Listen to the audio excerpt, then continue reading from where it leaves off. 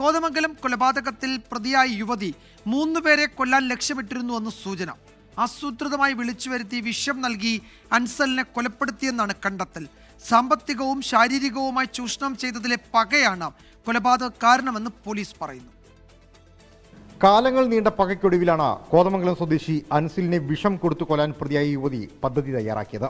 അൻസിലിനൊപ്പം ഉണ്ടായിരുന്ന മറ്റു 2 മുൻ കാമുകന്മാരെയും കൊലപ്പെടുത്താൻ ലക്ഷ്യമിട്ടിരുന്നു എന്നാണ് പോലീസ് സംശയിക്കുന്നത്. മൂവരും സാമ്പത്തികമായും ശാരീരികമായും ചൂഷണം ചെയ്തതും പണത്തിന്റെ പേരിൽ പറഞ്ഞു പറ്റിച്ചതുമാണ് പകയ്ക്ക് കാരണമെന്ന് പോലീസ് പറയുന്നു.